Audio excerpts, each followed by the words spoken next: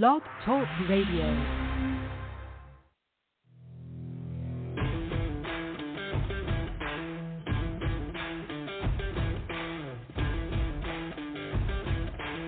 The following broadcast is brought to you by the iGolf Sports Network. Golf Talk Live is sponsored by the iGolf Sports Network and Golf Tips Magazine. Here's Andrew to tell you more about our sponsors. iGolf Sports is a live stream broadcast and media production company providing quality programming designed to attract the golfing enthusiast. And Golf Tips, the game's most in-depth instruction magazine, including reviews on the latest equipment, tips from top teaching professionals, all designed to help you improve from tee to green. Welcome to Golf Talk Live with your host, Ted Odorico. Join Ted each week as he speaks with some of the best in golf. This week's special guest will join us a bit later. But first up is another great discussion on Coach's Corner. So let's introduce tonight's Coach's Corner panel. All right, good evening, everybody, and once again, welcome to Golf Talk Live. I'm your host, Ted Odorico, and we've got a great show for you this week. I'm very excited to have a couple of great guys on the Coach's Corner panel, and I'll introduce both of them here in just a moment. And a little bit later on, my special guests of the evening, two of them, both from the same organization, Swing Control, which is a great clothing manufacturing based out of Montreal, Quebec, Canada. Nancy Robitaille and Josh Mark will be joining me on the second half of the show. But always excited to start things off with Coach's Corner. Before I introduce the guys, just a couple of quick announcements. Next week, there will not be any of the shows, including this one, as we'll be observing the 4th of July. So we're going to take a break, or I'm going to take a break. So there'll be no Women of Golf show on Tuesday, and there'll be no show Thursday night on the 4th, obviously. We'll be back a week, which is, I think, if I want to stand correctly, I think will be the 11th. So there will be the two shows that week, both the Women of Golf and Golf Talk Live. And then I'll be off for one more week as I head on a week's vacation. So a couple of weeks, no shows, one show, each show plugged right in between. So if that makes any sense to any of you. But this will give you lots of chances to go and listen to some of the previously aired shows that you may have missed. So get caught up on some of the shows. And you can do that by visiting our on-demand section for each. And I'll tell you a little bit later on how you can do that. All right, as I mentioned, I'm going to joined this evening by a couple of great guys on Coach's Corner. First up, of course, is Clint Wright. He's a 30-plus year member of the PGA and one of the partners at TGM Golf. TGM Golf, of course, is a big proponent of the R3 approach. And I consider him to be certainly among one of the best in the short game, has been for many years, and has also been a favorite here on Coach's Corner panel. Also, a good friend and a favorite on the panel is Pete Buchanan. He's been teaching this great game for over 30 years as well, and he is the founder and director of instruction for Plain Simple Golf, which, of course, houses the Plain Simple Golf circuit and the Simple Swing Repeater Training Brace. And he, too, has been helping golfers focus on building a repeatable swing. So, Pete, Clint, welcome to Coach's Corner. Glad to be here, Ted. Thanks, Ted. It's good to be on. All right. Appreciate it, guys. And as I said, we're going to do our best to see if we can help some golfers out there. Tonight, we're going to talk a little bit, a couple of areas. The first area we're going to talk about is it's sort of wrapped into the psychology of golf instruction, understanding the golfer's mind. There's a lot of things that go on between the ears for golfers. It's not all a physical game. There's a mental game as well. And the first one, Clint, is for you. And I want to get your thoughts on how you feel the impact of a player's mental state affects their performance. What is your thoughts here? How does their mental state affect their performance? Oh, wow. I don't know. We've had this conversation before over the years. I don't know if it's mental. I lean more on the side of emotions. Sure. So if they're playing or practicing, it's a little different than how you approach things. But I find that the maybe I don't want to call them goals, but what their intent is. Are they playing with a group of people that they want to impress, or to prove that they're a good player or not, and maybe that old adage, I'm trying too hard to be successful. I think that's more of an emotional thing of a desire to prove that you're a good player. If that's not the case, we have these people, let's just freewheel it. I mean, let's not keep score. There's guys like that. They're emotional. They don't care about their score. They're out there to bomb it every time, so they get that thrill of the emotional adrenaline by just hitting that big shot or the big long putt or whatever. So I see it being more of emotional of what they're trying to achieve with a particular round of golf or their game in general. So I guess we can rotate some of that back into what's my ego. Am I hanging my self-worth on the golf today? Is it a business round or whatever? So I see it being more of an emotional thing, and I think that once we come to a decision or a clear understanding of why we're individually there, then you can begin to manage those emotions and try to level things out a little bit where you can play freely. Well said. And you're exactly right.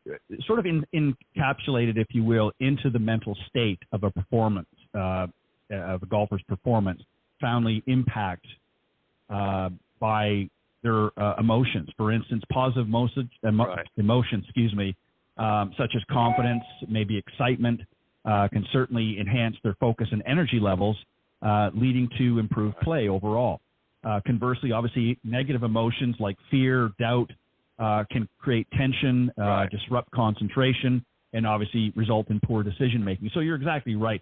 And some people don't necessarily like to use the word mental game or mental state. Some prefer mind game, what have you. And it's really semantics. It's really what you feel comfortable in. But you're exactly right. It boils down to what's their emotion, what's their energy level as a result of whether positive or negative emotions and how it affects them as a player. So you're exactly right. Your answer was spot on. And again, depending on where they are in their mind at the time is going to be indicative of whether or not they're feeling good about themselves, about their game, about how everything is happening, whether or not there's things that need to be improved upon, or if it's so negative that it's just, the wheels have fallen off the bus. So emotions are definitely can be very high, can certainly be focused, and energy levels can be high, and it can be both positive and or negative depending on the individual at the time. So again, well said. Pete, I'm going to tackle a little bit different, and this is sort of a different area, but it's all part of, we'll call it the mind game, if you will. Nicklaus famously talked about how he would like to visualize his shots, give him a better perspective on what it was he needed to do and what he wanted to do. So there's obviously a power of visualization in golf. Talk a little bit about that. What are some of the benefits of visualization, and can you practice it? How do we practice that visualization in order to make ourselves a more effective player? Yeah, that's a really good one too. I mean, first of all, I would have to say, if they're going to visualize a shot, can they actually perform it? I mean, that would be your first goal that I would look at. Most of the time I think players get themselves in trouble because they try to perform shots that they either haven't practiced or they're beyond their capabilities in the first place. So I think, the visual side of it would be a benefit from starting with practice to begin to visualize shots that you want to hit and recognize, ones that you can do on a consistent basis and, lead those into your game when you're out on the course, trying to play. I think Clint will agree with this. I mean, visualization is huge in the short game. I mean, you really want to picture what you're trying to do, especially with where you need to land all those short shots and what you're up against. But even in the long ones, from a straightforward standpoint of standing on the tee, you visualize and, first of all, what's out there? Where's my ball going to go? And if I'm going to fly it this far, is there any trouble right or left that I could get into? Could I take something less than that to avoid the trouble? So I think, definitely visualizing what you're trying to do, first of all, is huge because it'll help ease you into the shot you're trying to hit And, what I always try to get my players to understand is don't think about the consequences. Just look at what you're trying to do. Most people are worried about, the effects of what's going to happen before anything ever happened. So you've got to get those out of your mind. And I think that, first of all, starting to visualize the shot you're trying to hit. Again, ask yourself, can I do that? I mean, that's always a question you need to ask yourself. And, get to where you're confident in what you see. And I think that in turn will ease you into a lot better, more efficient shots while you're playing. Well said. And you're exactly right. And really, to practice this visualization, you don't even really need to be out in the range or even on the golf course. There's things that you can do, especially if you're playing, your home course that you play quite regularly. You know the holes, you know what to expect. You can, even when you're at home, let's say on a rainy day and you're not able to get out to the golf course, you can take a couple of holes. Just spend, 15, 20 minutes a day.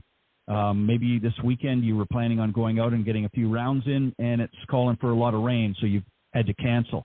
You know what? Make use of that time and visualize some of the shots that you may be faced with. And you know what a good shot is, and you want to practice that and say, okay, I've got this par 3. I know there's some water here. I know there's a bunker back there. Visualize the shot that you want to hit into that green. Or maybe your tee shot. Maybe it's a matter of I need to make sure I'm hitting from the right or left side of the tee in order to avoid trouble on either side. So visualizing the types of shots that you want to accomplish is going to help you be better prepared when you get out there, as opposed to just showing up one day and just sort of swinging for the hill. So I think there's a lot of benefits, and that's why players like Nicklaus, many players do this, but that have spoken out about that. Nicklaus obviously being one, and even Tiger Woods as well, has often spoken about how he'll visualize the shots that he wants to hit, giving him a better chance and likelihood that he's going to be successful out there. And obviously his record speaks for itself, as does Mr. Nicklaus. Clint, I'm going to come back to you, and this sort of talks about how we can build a positive mindset. So developing confidence and self-belief is a big part of it.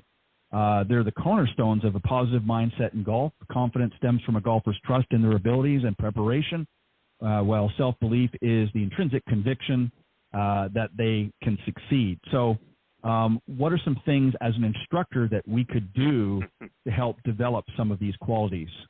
What can we focus on to help them, and what kind of feedback can we give them to help them build that positive mindset? Right. Well, this is a great question. For my particular moment in time, I'm gonna plug a book that I've been reading, and then get into just a little bit with your question. It's called The Golf Beneath the Surface. Okay, it's not my book. I found it at the library. It's an unbelievable book, and one of the things that he brings into it is that everything, and I don't want to be on the negative side here too much, but everything you just discussed about how to build confidence, it's almost impossible to have confidence in those ways. And he brings out that there's a difference between confidence and what he calls stable confidence. And stable confidence comes from you beginning to give yourself a reason, or it's okay to miss a shot. Sure. It's all right if you miss a putt. Therefore, you give yourself the freedom and space to play the best shot you can play. And his point is, it's very difficult to rely on past performances today, because every shot every day is different. But if you walk into the shot going, okay, this is a shot I want to play. It's not a shot I don't want to play. I'm not trying to avoid something. So my stable confidence comes from not trying to get involved in avoidance, but staying focused entirely on what my objective is, where do I want it to go, and how do I intend to get it there. And sometimes I just have to accept the fact that I'm not going to be able to pull that shot off, and give myself the freedom and space to make an aggressive, solid swing or shot, putts, chips, whatever you want to call it, or where you're at on the golf course, but the stable confidence comes from you giving yourself the space to not make every 2-foot putt. Okay, you have to accept the fact that you're going to miss some. And his point is if you accept that fact, then you're going to be more relaxed, not playing in fear of missing, but you're playing with the confidence or stable confidence and positive attitude towards the shot that is you're going to make it. You're going to make most all the 2-foot putts, but you have to accept the fact that every now and then you're going to miss one. You know, we saw that. We just saw that in the U.S. Open. You know, Rory missed 2 putts that is going to make the 99% of them, but he just didn't make it at that particular time. Doesn't mean he choked. I don't believe he choked. No. I think he had very difficult putts that he just wasn't successful with.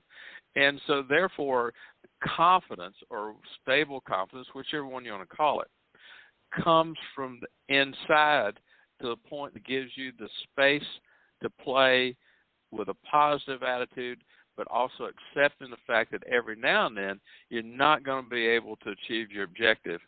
And that gives you some freedom and space, you know, to play the shot that you want to play, the shot you're capable of. And this is, Pete brought it up a minute ago. You have to be real with yourself too to understand that if there's a carry on your second shot of 200 yards and you can't hit it but 180, you can stand out there all day long confident you're going to hit it on the green, but it's just not going to happen. You have to be realistic with the shots that you intend to play. So that's the way I view it. Confidence comes from you giving yourself the space and the ability to not play in fear of the miss, if that makes any sense. No, it makes perfect sense. And it really bodes to trying to, what I refer to as cultivating a growth mindset. So, you know, a growth mindset as opposed to a fixed mindset is typically characterized by the belief that abilities can be developed through dedication and hard work, and there's a certain element of truth to that. But golfers with a growth mindset view challenges as opportunities to learn and improve rather than as threats to their self-worth. And I think what really he's trying to say, the book that you're referring to, is, you know, you're emphasizing effort over talent. So encouraging persistence in the face of obstacles and framing mistakes as valuable learning experiences. So you're exactly right. You're not going to make every shot, but how you frame that in your mind is whether or not you're going to develop as a more confident golfer. Because if you're always, as you said, you know, in Rory's case, you know, 99% of the time he's going to make those 2-footers, but on a few occasions, you know, he didn't. Well, he's certainly not saying to himself, you know, gosh, I'm never going to make another 2-footer again. He knows that the higher percentage that he's going to make that. So he's already framed that in his mind. It's really no longer a learning experience for him. It probably was at one time, but it's not anymore because it's so embedded in his psyche that it's not. And I know this sounds like we're getting into a lot of deep thought here for this, but there's a reason for it. Oh, it is. You know, it's important. People don't, you know, they want to improve. And Pete, you, I think, can back me up on this as well. We obviously have to work on the physical parts of the game. There's no ifs, ands, and buts about this. But it's also important about how we speak to ourselves, not only externally, but internally. And if you're not, you know, visualizing the shots, if you're not taking sort of preventative maintenance on different aspects of your game, you're not really going to see those improvements. And when you get in a situation like Clint just described, where you're not going to make every shot the way you had hoped it's going to be, you need to be able to handle it in a certain way so that it's not going to get embedded and it's not going to become baggage that you're going to take to the next hole. So one of the things that I think we need to do, Pete, is I'm going to get you to talk about some of the techniques for improved performance. So we talked about visualization and obviously imagery, you know, getting those, you know, visual assets in our mind of what we need to do.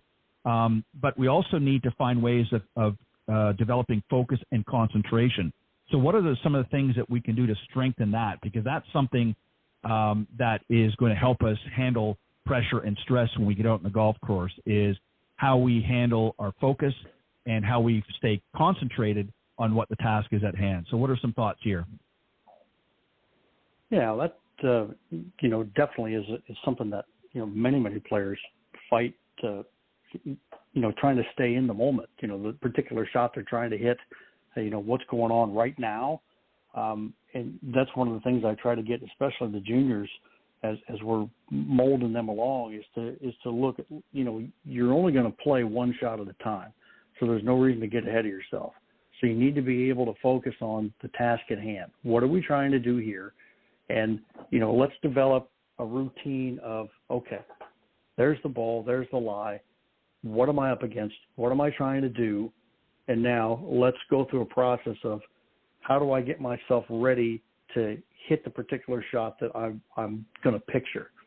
And so you take it through a system of what you're up against first, whether it's, hitting it off the tee, whether you're coming into the green, whether you're in a greenside bunker or what have you, in the rough, always try to look at when I'm trying to get them to understand is what are you up against first? What are we trying to do here?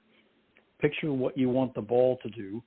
Again, as we talked about before, in building, a whole overall process, can you pull this shot off? And then once you can, now grab the tool that's going to be necessary for what you're trying to do. Give yourself one more chance to visualize what you need, and then, off you go. But I think it's continually doing the same process over and over, I think, which will, again, begin to internally allow them to stay more positive as they're staying in each moment and each shot that they're going to hit. You can't get ahead of yourself. It's easy to do. You've always heard the rounds where the guy's cruising along, and then he looks at the scorecard and he says, "Man, if I par the last two holes, I'll shoot the best round I ever have." It makes a 9 and a 12. So it's right. It's those things where you look ahead, and now you've thrown a wrench into what was going on the whole time. And so I think you have to get consistent in all of the approaches that you're doing with each shot every time, and try not to sway away from that. And always make sure that you're understanding that there's a task at hand. This is the only one I have right now, and so I'm going to have to go through that. So let me go through my steps that I've gone through, and you can do it in practice easy enough. You can do it, basically in anything that you're trying to do. But, get yourself a process of steps that you're going through. Where's the ball? What am I up against? What am I trying to do? Can I pull this off for what I see? And now, what club do I need to pull this off, and let's go. So I think if you continually do that time and time again, it'll help you build the structure that you're looking for to keep yourself focused on the task at hand and not trying to get too far ahead of yourself. Very well said. Again, you're exactly right. Clint, I think another aspect that I think is important is how one motivates oneself, and part of that is setting goals. Motivation is certainly a key driver in the learning process, and goal setting is an effective way to enhance motivation. So, and this is a word that I've sort of put together called SMART, S-M-A-R-T, and it derives from, I think goals should be the following: specific, measurable, achievable, relevant, and time-bound. So that obviously forms the word SMART. Talk a little bit about what we can do, and you can pull from some of that if you want. How do we get golfers to be more motivated to get out there, and obviously how do we encourage them to set goals, not just goals on the overall round, but maybe smaller goals that ultimately are going to lead up to bigger goals and ultimately playing better golf all the way around? Your thoughts? That's quite a lengthy question, and it could be a very lengthy answer if it. Keep it short. Well, I'm just kidding. No, go ahead. We will. Teach, you might as well go ahead and leave. It's going to take the rest of the show. Yeah, no, I'm kidding, obviously, but I've always been one not to really want to get into what we would consider long-term goals. I want to have an objective, not necessarily a goal. I want to have an objective of, you can call it a goal, whatever you want to. In my mind, it's an objective. I want to, in the next 2 years or the next year, I want to reduce my handicap by 3 shots. That's an objective. In my mind, then my goals are built out of what do I need to do that. So that makes my goals a lot more short term. So I'm going to look at my game from the time I drive the ball to the time I put it in the hole to how I practice. Those begin to develop very short-term objectives or goals. So what I'm going to do is, let's take putting, for example. I want to know that I can hit a putt on line. And then, because putting the putt on line does not change from day to day. The speed of the greens, we talked to one of the shows before, speed of the greens change, but my ability to put the ball on line does not change from day to day. So I want to make sure, short-term objective or goal, that my putting stroke and my way of putting will put the ball on the intended line more times than not. So therefore, I can achieve that. In your case, Ted, you talk about it's timely. I can achieve that within a short period of time, and then move on to my next objective of maybe chipping the ball more accurately, and then I can move on to the getting it closer to the hole, maybe on my second shots. So all of those things that I'm evaluating my long-term objective. What do I need to? How do I intend to do this? And my intent then builds into my short-term goals. My first goal, in my opinion, would be, can I put that putt on line? Because if you can't put it on line, it don't really matter. Okay, it's just luck if it goes in. If you can't put it on the line you've picked, and so therefore that's my first objective. Once I've achieved that, which I should be able to do, like we say, in a timely manner, I can move on to the next objective or short-term goal, however you want to call it. But that all builds one step at a time into that longer objective or goal of lowering my handicap by 2 or 3. I can say that's what I want to do, but unless I have a plan of intent to achieve it, then it's just, you might as well not even have it. Then it's just out here, blue sky, and maybe I'm, if I get lucky, my handicap will go down 3, but really, if I want to work at it, I should have, as we've talked many times, a plan of attack on what my objectives need to be, and I believe that boils down into how do I intend to achieve it, and I have to be clear that I'm going to achieve it in short-term objectives or goals, one built on the other. Okay? Yep.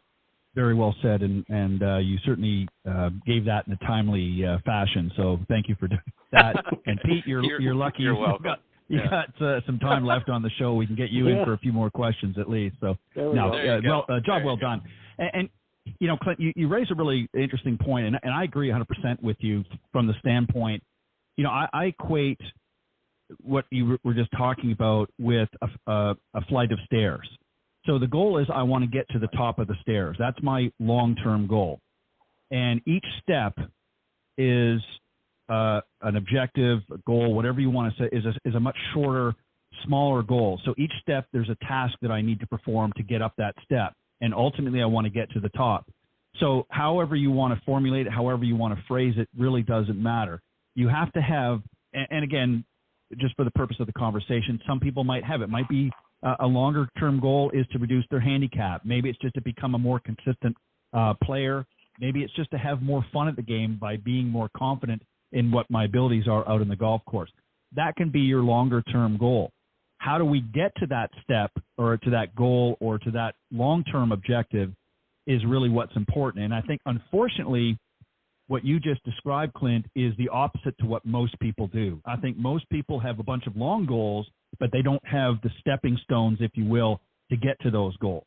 So they get frustrated. Absolutely. They get out there and they say, okay, well, I want to get down to a 10 handicap and I'm a 25 right now. That's my long-term goal, but they don't have the stepping stones to accomplish that. So when they don't see those actions happening because they haven't really prepared or adapted some smaller steps along the way, they get frustrated ultimately and end up giving up. So you have to be willing to create a series of shorter objectives, smaller objectives, whatever you want to call it, to achieve a longer objective or goal. And I think what you said is spot on. And I think that's probably why 90% of high handicappers still to this day can struggle with their game. So well said. Pete, I'm going to come back to you now, and handling emotions, that sort of thing. It's very easy when you're on the driving range under good conditions. But when we get on the golf course, that's a whole different scenario. Quite often we'll see somebody will put together a bad hole, maybe, a couple of bad holes, and things just are not going in a good direction. So how do we manage our emotions on the golf course and get ourselves back on track? What do we do? What's sort of the techniques? What are some things that you found successful that we can use to get people to be better managers of their emotions when they're out on the golf course? I promise you this won't be a long-winded answer that takes the rest of the show, but no, I'm just kidding. I think more than anything else, just what you were talking about. I mean, basically, when you're looking at the long term of what you're trying to do, obviously you got a round of golf to play in, and you're going from start to finish. But you have to understand that there's going to be spots in between that may not go in the right direction that you're trying to go in. But I think if you have a way for yourself to go to a shot or a type of shots that you can play, I think in those types of situations where the wheels are starting to wobble a little bit, you can work yourself back out of it. You can get yourself into a situation and play shots that you can play, even though, it may not fit the exact situation you're in right now, but you can gain some confidence back by hitting some shots that you can play and sort of steer yourself back into, a more positive situation as you're going along. It's funny because I had that exact same conversation with one of my juniors the other day, and I was telling him, I asked him, I said, what's your go-to shot? What shot do you can hit all the time? And I had him, show it to me. I said, so when the wheels are falling off, you've got to go to this. You've got to be able to go to something you can pull off to help settle you down and allow you to continue to move along the golf course. And, and I told him, I said, some of the most satisfying rounds I've ever played are the ones where I didn't have it, but I was able to manage myself enough with the shots that I knew I could play and get myself around the golf course. But I think if you can get yourself in a situation where, first of all, don't let the end goal of what the end of the round that you're trying to finish, don't reach too far ahead. And even if the last couple of holes haven't gone the way that you want to go, look at the situation you're in right now. Play something that you can play, and that'll help ease you back into what's going on and help settle you down and move you along the golf course to another positive spot that you can continue to play some shots. It's a tough one. I think, as you just stated, I think the higher the handicap, the more they get to, whatever. I knew this was going to happen. I always have rounds where it just falls apart. But I think if you can continue to understand yourself, first of all, I think is always a big one. Understand your own game, your own self, where your strengths are. I mean, Clint mentioned that just a minute ago. Where am I really good at, at the stuff I can play and rely on those strengths? And I think in situations where it's getting a little bit, off the charts, you can settle down. I mean, I did that the other day with one of my juniors. We were playing sort of to the tee box, and I walked up there with a 5-iron. He goes, "What are you doing?" I said, "Well, the last 4 drives haven't found the fairway. This one will. So I'm going to put this one in the fairway so I can get myself settled down and start to play." I said, "I never would have done that." I said, "Yeah, I know, but I said, this is a situation where, I know I can hit this. I know what it's going to do. I'm going to hit this 5-iron, and then I'm going to hit another one, and I think I'll be on the green up there. So it's just going to take 2 5-irons on this hole. So now I can get myself back on track." So I think if there's something that even as simple as that, where you just, the breakdown, where you can do something different. And then as we all struggle with, don't put too much pressure on it. I mean, yeah, you want to play well and you want to hit good shots, but in the end of the day, it's not the greatest of a big deal. But, you know, try not to make it too big of a deal, but understand your own game and what's going on. And you know, in the situations where it's going a little bit sideways, you know, get yourself back playing shots you know you can play and ease yourself back into again, going back to what you were doing before. You know, it's interesting. Well said. You know, it's interesting. I have done this little experiment I'm going to explain. You probably, I'm sure both have done something similar over the years. I have actually taken students out on the golf course and said to them right from the get-go, we're going to play 18 rounds of golf. And they'll look at me kind of strange, which I'm sure you're probably thinking, okay, what are you talking about? And really what they're doing is we're going to play 18 holes, but we're not going to treat them as individual holes in a complete round. We're going to treat it as 18 rounds of golf. So the only thing that you need to focus on is hole 1, 2 through 18, but as individuals. So the scores of any of the other ones don't matter. It's whatever hole you're playing in the present. So if you're playing hole number 1, that's the only thing that matters. Doesn't matter what you shoot. It doesn't count towards anything else. And by doing that, what it's doing is narrowing their focus. Forget about the round. This is your round. You're playing one hole. It's a par 4, maybe it's a par 5, whatever the case is. How are you going to manage this particular round? And what I found over many years of doing this, it actually reduced a lot of pressure because we didn't keep score. I mean, I did, but I didn't tell them what the score was, except for the individual hole. Some scores, they made par. Some scores, they broke par.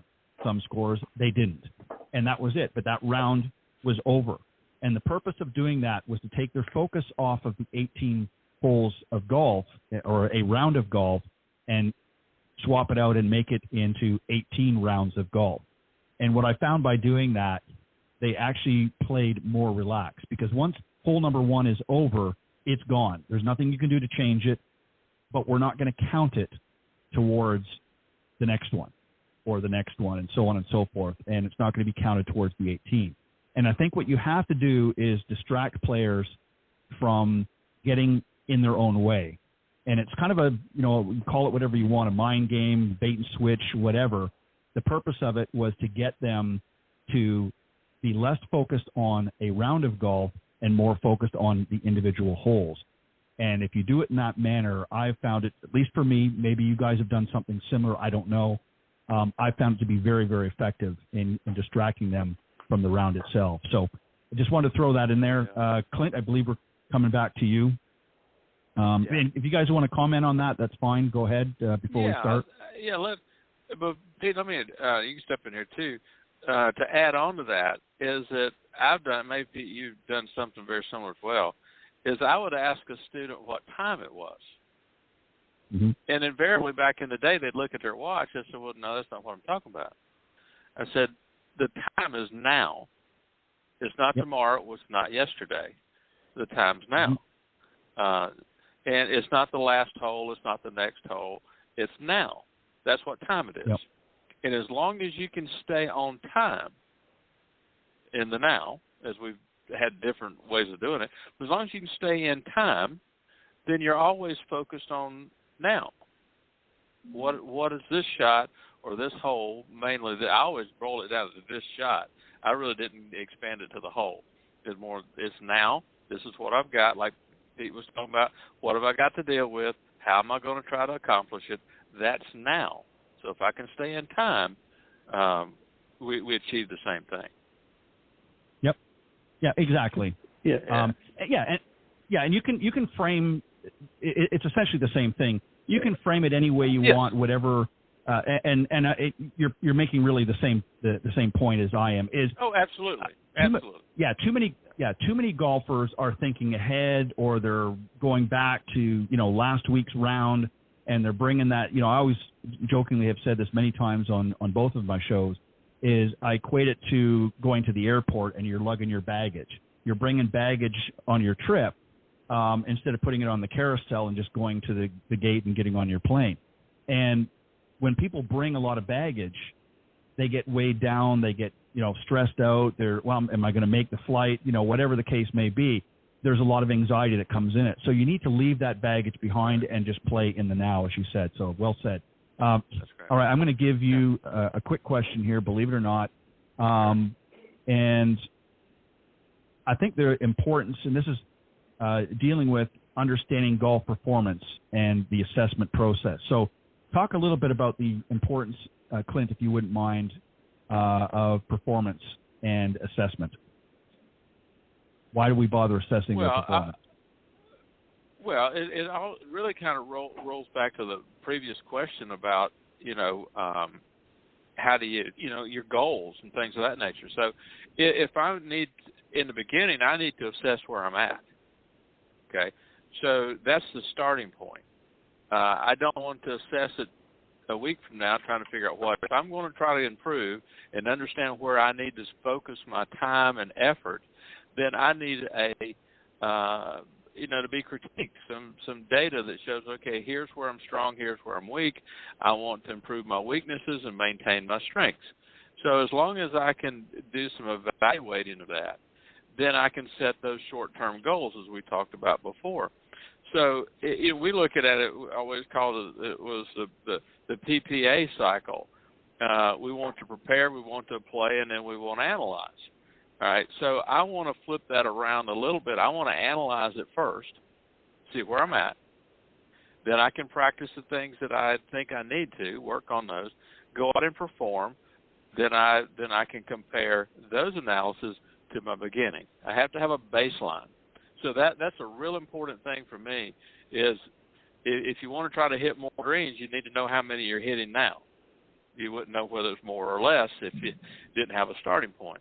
So you have to have that evaluation to begin with, and then you gauge your practice and based on the performance off of those original analysis. And then as you improve, that data then will tell you, well, then now my performance is at this level. It was at level 1 a month ago. Now I'm at level 3, so I'm improving.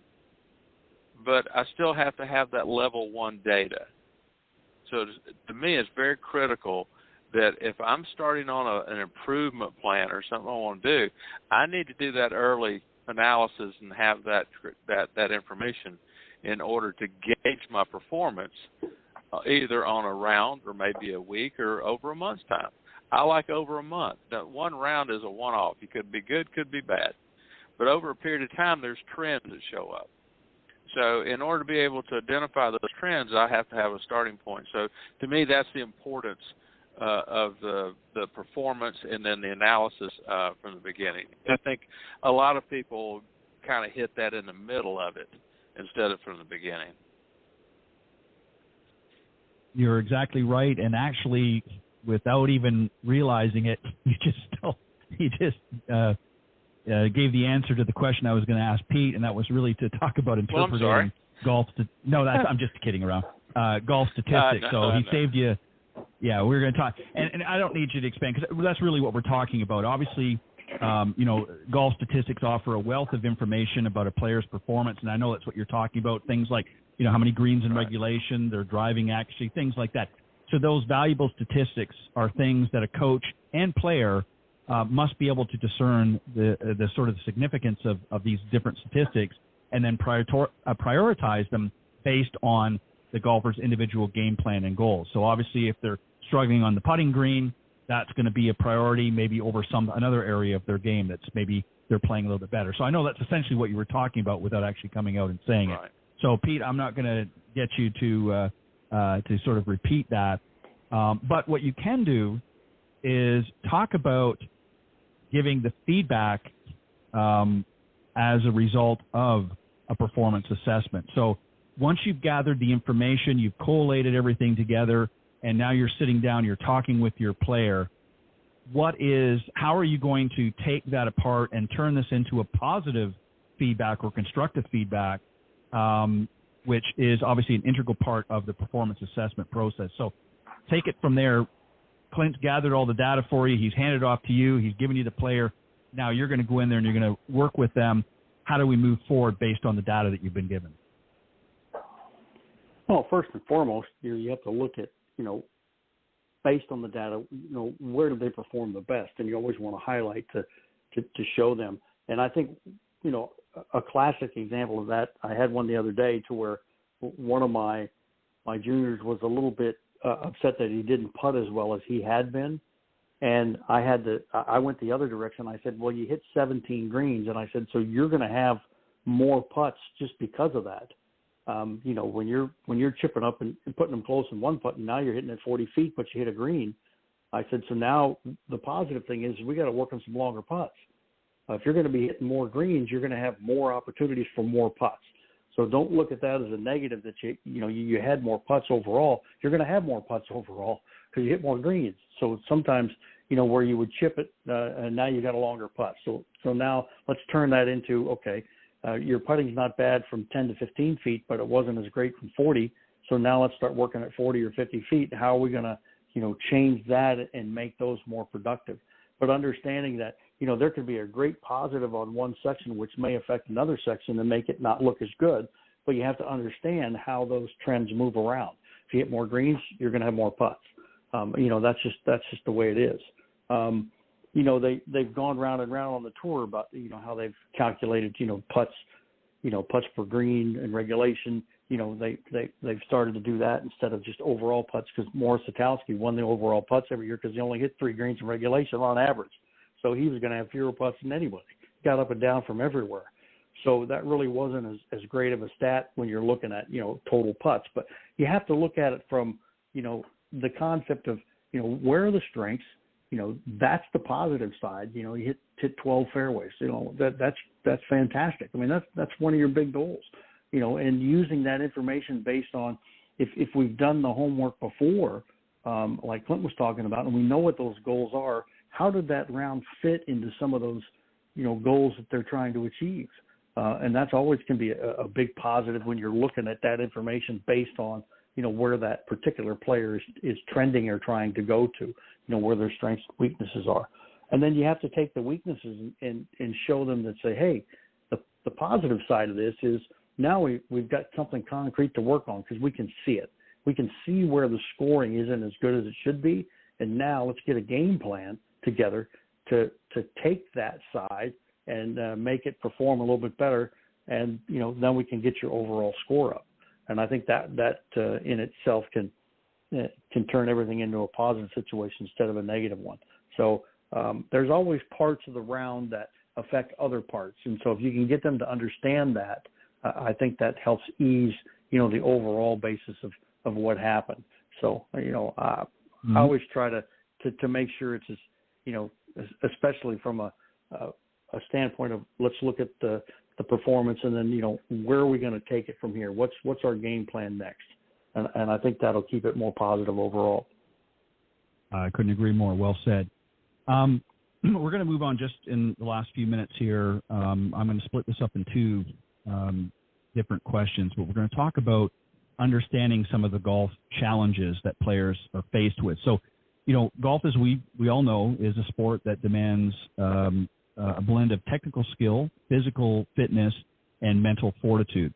And I think one of the most common challenges faced by golfers is inconsistency in their swing, which ultimately leads to unpredictable ball flight and difficulty in controlling distance and direction. So that's number one. Another frequent issue is the struggling with their putting, as Clint talked about earlier, where even minor misalignments can result in missed putts and obviously ultimately higher scores. And then also the third one is golfers also often encounter difficulties in adapting to various environmental conditions, such as wind, rain, and even difficult turf types. They all can significantly affect the gameplay. And then the last one is obviously equipment-related challenges that arise, selecting the appropriate club and understanding the nuances their use can be daunting for a lot of players. So those are some of the challenges. I'm going to let Clint, I'm going to go back to you. I don't want you to do all of them. So let's say the first one, let's talk about the inconsistency in the swing, some of the cause and effects that has. And then if you want to finish off with, another sort of top up on the putting. And then, Pete, I'm going to give you a couple of the other ones to tackle. So go ahead. Yeah, I'll take those two easy enough. I mean, if you just observe people on the practice tee, one of the reasons they very rarely develop beyond just a mediocre type of move is that they don't have really control of the speed of their swing. That they set up differently on there. A lot of times you see this on the practice tee, that their process, how they position themselves, is inconsistent. So therefore their swing is going to be inconsistent. And obviously, if I'm not real sure if it's going to go right or left, I'm standing up on the first tee box. I'm in a tee box full of fear because I don't know where to aim it. I don't know if I need to aim it right or left. It could go anywhere. So what I see in where people's inconsistencies in their swings a lot of times come from inconsistency and poor setup. Mostly inconsistent. They reach for one and not too far away, then they back around. They're fishing and experimenting with different things, and they never settle in on one thing in the long run. So inconsistency in approach and setup leads, I think, to inconsistency in body motion and alignment. With the putting aspect, I think that people need to understand that putting is really some bit of a geometry lesson. You got lines and curves and slopes and stuff, and you have to be able to connect the lines, and that's where understanding how to proceed and finding those lines. And I very rarely see anyone on the practice green that's not taking a lesson that's actually working on connecting those lines. They hit and drag. They don't go through that process, and that's as much learned as the type of putting stroke you have. That's something you have to learn to do and to recognize those curves and lines and what effects they have. And it's just not something that comes to you naturally. I mean, it is a learned process, and I see very few people spending the time to master that portion of putting. They try to master the movement, but never master how you're going to set up and how you're going to choose how to use the motion to put it on line and on the correct line. So that being said, I think if people would spend more time learning how to connect the lines and the curves, that their putting would improve dramatically. I think you summed that up, both of those up quite nicely. Great job, Clint. Pete, the last two for you to put together is, first and foremost, environmental conditions. As I mentioned, wind, rain, that sort of thing. How do a lot of players not factor those things in correctly, or are they not factoring them in at all? And then the second part of it is choice, club selection, or equipment choices. I'm not talking about choosing the right equipment as far as whether they're fit. I mean, that's a whole different topic. But a lot of times, many top pros will tell you during their pro-ams, they'll see a lot of amateurs that are playing are mishitting and mischoosing, rather, the clubs that they should be hitting. So touch on those areas. Let's talk about the environmental first and then talk about misclubbing. Overall in the environmental, first of all, just talk about when there's rain, when it's wet, that's just a nuisance. And so more than anything else, you just have to be a little bit more patient. I think in any of the weather conditions, you have to have a little bit more patience. But the wet stuff can affect it in the sense that, you want to do your best to try to keep everything as dry as you can, understanding that any kind of water between the club face and the ball can make the ball squirt off line. So you might have some silly shots that might happen if you're not keeping everything as dry as you can. When it's wet, sometimes the footing might be a little bit tougher to get, so you might want to slow down a little bit. Not trying to go as hard as you can when it's really that wet out. Maybe slow it down, take a little bit more club. Wind-wise, a lot of times I think when you're looking, hitting shots into the wind, I'm fortunate enough. I grew up in Kansas, so I know how to hit it into the wind. We had to hit it under the wind because it blew so hard. But you have to figure out that you can take lower clubs, and what I mean by lower, the 6 to 5 to 4 and hit an easier shot to keep the ball flight down into the wind so the wind won't mess with it as much. If it's left to right or right to left, at times you can play the wind. You're going to have to compensate for what the wind's going to do to the ball. As it starts to lose its flight, it's going to move with the direction the wind's blowing. So understanding what's out there, if you've got trouble on one side or the other, you got to make sure that, once the wind takes your shot, it's not going to take it too far to the trouble that's out there. And then downwind, a lot of times too, I think people, especially with some of the situations we had, I could actually hit a 5-wood further than a driver downwind because the wind coming behind us would knock the driver down. And the 5 we could hit up into the air and it would carry further.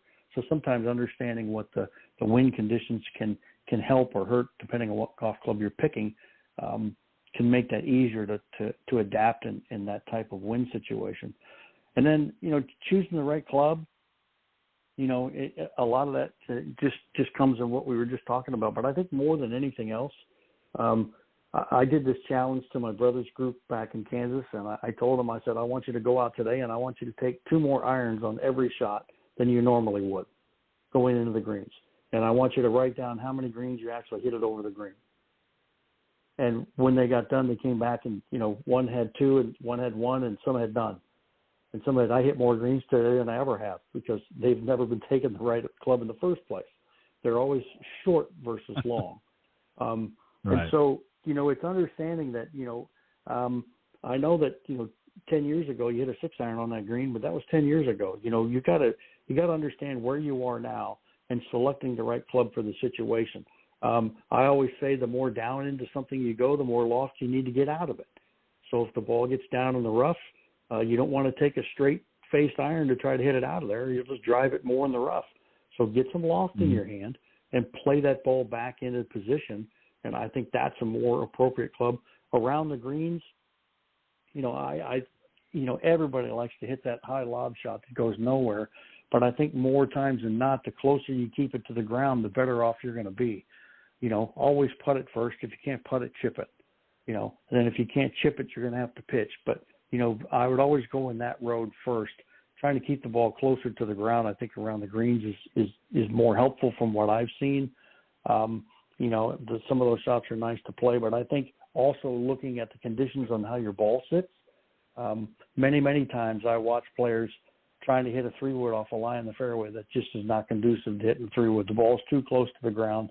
They're going to have a hard time getting that club underneath it. They'd be better off with a higher lofted wood. So a lot of times with the shots you're trying to hit, look at the situation of how your ball's sitting, and that can lead you to playing, some better clubs in those types of situations that will help you hit better shots versus not. And then the last one, I think, with the drive, off the tee, the goal of the tee shot is to hit it in the fairway as far down as you can. So, if the driver's not working, grab a 3-wood. Grab something with more pitch on it. It'll help you hit it a little bit straighter. And I think in those situations, we'll hit you more fairways. Very well said, and a great way to wrap up this segment. Really the overall theme was really all sort of encompasses under course management and really helping students learn to assess, manage, and work on their game in a more proficient way. Too many players, you both have touched on a number of things throughout our discussion tonight, where really a lot of players are not focusing on the things that they do. They're either looking at the big picture and not focusing on the tasks immediately at hand in the now, as you talked about, Clint. And then also with club selection, a lot of times, people will think, okay, the wind's behind me. I'm going to get a lot of yardage here. I'm going to get that driver and really give it a rip, and not realizing that wind's going to help knock the ball down, especially if they're playing a lower lofted driver. So you want to get that ball airborne and get some distance for sure.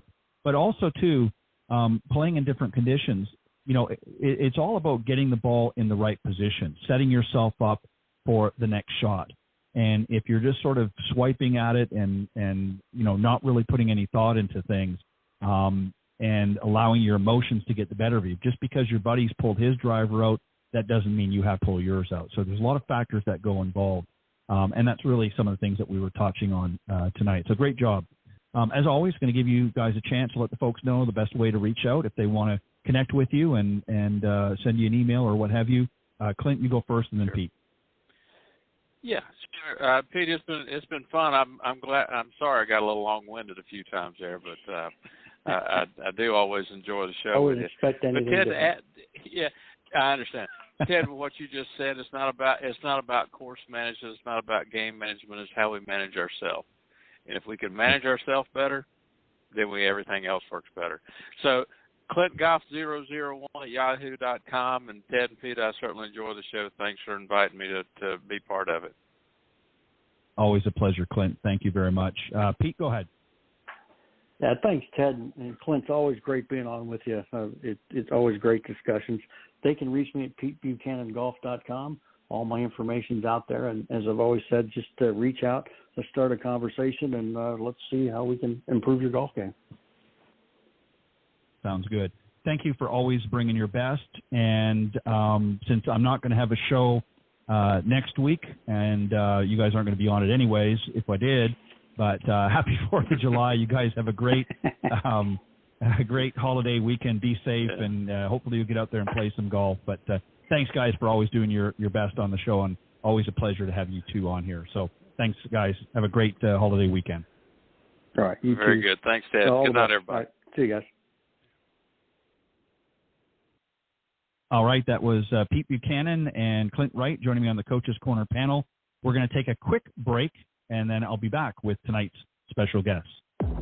When it comes to golf, there are two topics that consistently come up: more distance and more energy. But hey, what if you could achieve both? Introducing Victory's carbon fiber insoles, the revolutionary performance insoles designed specifically to help golfers hit longer. Using patented carbon fiber technology, VKs do more than support your feet. Many golfers see a 1 to 2 mile per hour increase in club head speed just by adding Victory insoles to their shoes. So if you want to up your game and feel better after a long day on the course, choose Victory's carbon fiber insoles. Visit Victory.com, that's VKTRY.com, and use code GT20 for 20% off today. This offer is exclusive for listeners of this podcast. Again, visit Victory.com and use code GT20 for 20% off. Order today to start feeling the difference on your next round. All right, welcome back, everybody, to Golf Talk Live. Again, I'm your host, Ted Odorico, and we've had a great show so far. I had two great guys on the Coach's Corner panel, Clint Wright and Pete Buchanan. Both have been regulars on the Coach's Corner panel over the last several years, and always enjoy their input and discussion. Hopefully you guys will learn, take away some tips from our discussion tonight. And for those of you that are just tuning in now, I can tell you a little bit later on after I speak with my guests of the evening, how you can go back and listen to the broadcast in its entirety. Of course, we are live right now on air, and but the recorded version will be available at the end of the broadcast, and I'll tell you how you can go and tap into that. All right, I'm excited to have my guests back tonight. They've been on the show before. These are two great guests, Nancy Robitaille and also Josh Mark, both from Swing Control. I'm going to tell you a little bit about each, and then I'll tell you a little bit about Swing Control just before I bring them out. Nancy is the head designer for the women's golf apparel, and Josh is the brand manager and also the lifestyle manager as well for Swing Control. Nancy brings over 19 years of design experience in the sports industry, having collaborated with renowned brands like Fila Golf Sportswear. Her forte lies in blending style with functionality by researching trends in golf apparel. And Josh is been with Swing Control now since 2016 and has been instrumental in expanding the line with new offerings like ladies' tops, dresses, outerwear, and, of course, the men's collection. So please welcome my special guests tonight, Nancy and Josh. Guys, welcome back to Hi, Golf Ted. Talk Live. How are you? Hey, good. How are you? Hey, Ted. How are you? I'm doing well. I was hoping both of you were on the same line. I was a little bit worried. I thought, well, maybe one of you had dropped off or wasn't going to be able to make it. So I'm glad both of you were on the line together. So welcome back to Golf Talk Live. It's been, I guess, about a year since we've spoken. Yes, absolutely. Thank you for having us back. Excited to be here and chat a bit for the next little while. Absolutely. I can't believe it's been a year already.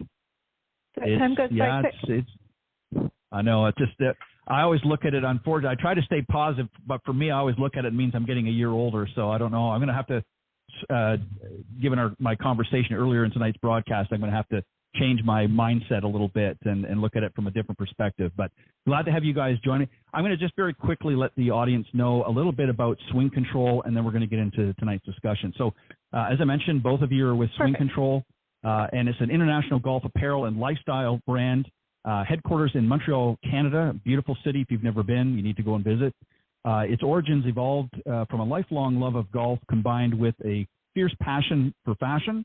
The founders who manufactured women's clothing in the late 70s and 80s observed that there was a real need in golf for performance-ready gear that was also fashionable and sophisticated. So in 2009, the company evolved into Swing Control. And Swing Control's motto is "Where fashion meets function." Describes the golf lifestyle apparel line perfectly. And the company focus is in hitting that perfect balance between fashion and function at the core of every collection. So 2 things I want to start off right away, and I'm going to ask both of you the same question first.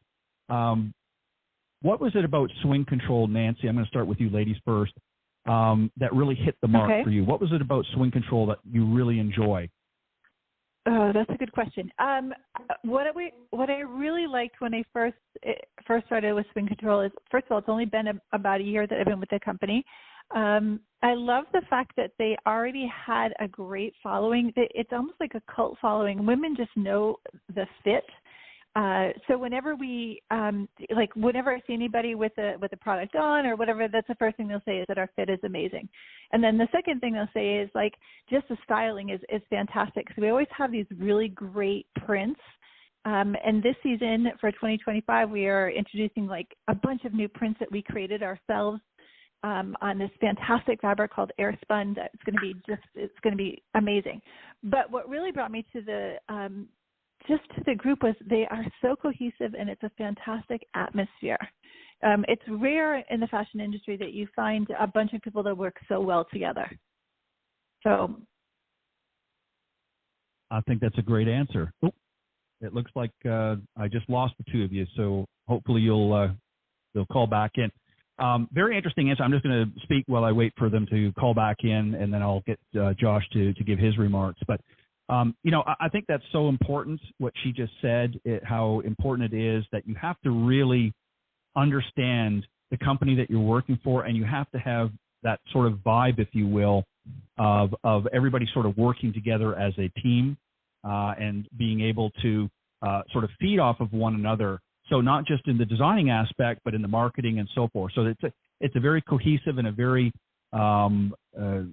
organized group of employees where you all sort of come together. Each person has a unique role, of course, in any company. But when you have somebody that's, as Nancy pointed out, has only been with them for just maybe a little over a year, I'm going to bring them back on, and then we'll continue on. It's very important that everybody's sort of moving in the same direction.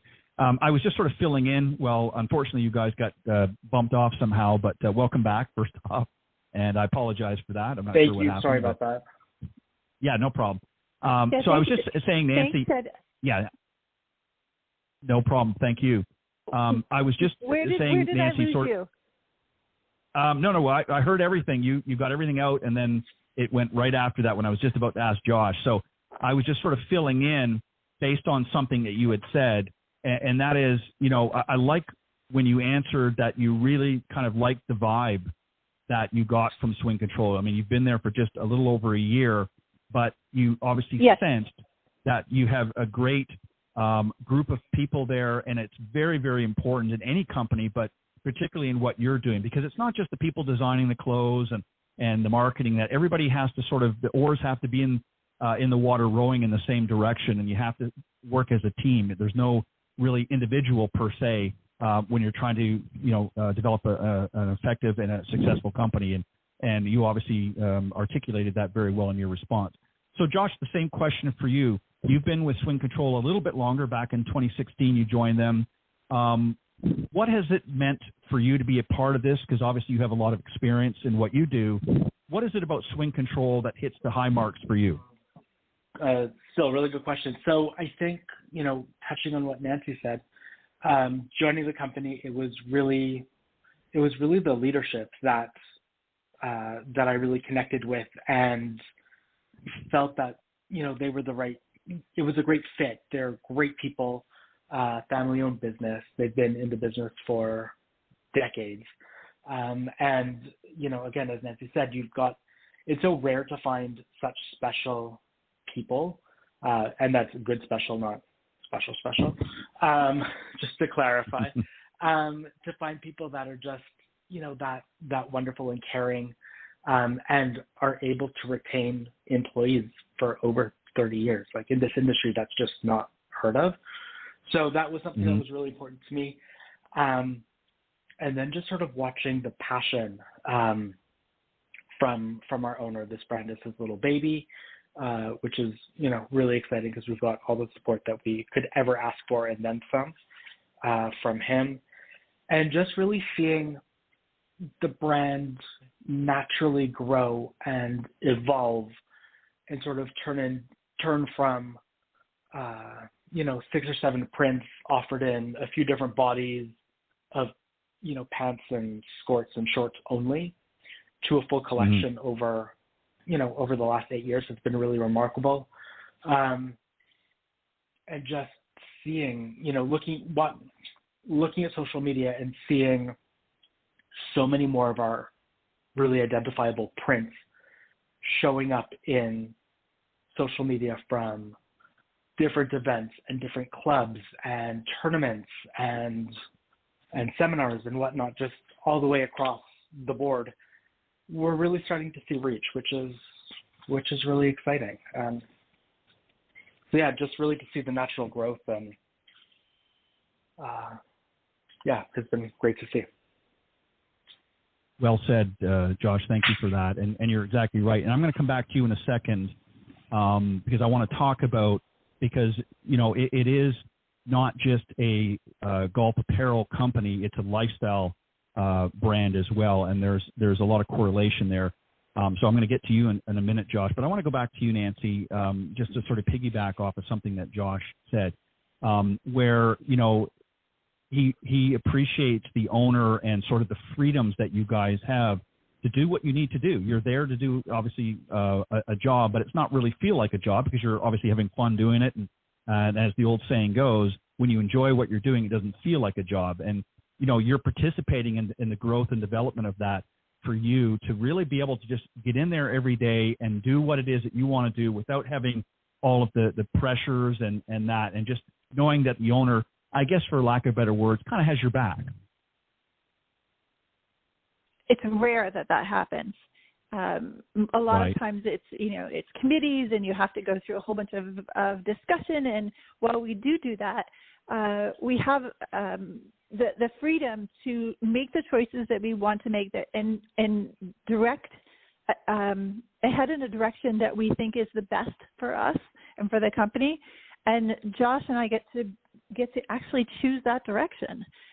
We obviously run everything past our team, and we make sure that the team is well informed.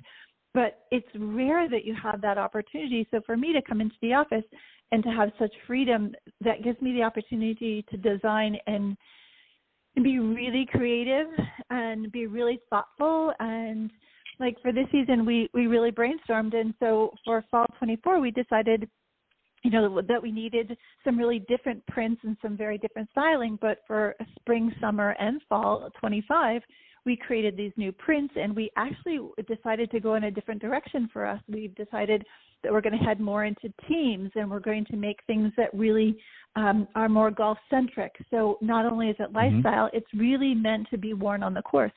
So going from a lifestyle brand where we had only bottoms for quite some time to adding a few tops here and there, and then for my directive to come in and to really, push us forward into golf has been amazing. So they've really given me the opportunity to grow and expand the business. And we found that the direction that we're taking has had such a great response from our sales reps, from our buyers, from the people in the pro shops. that the decisions that we've been making have been really good ones.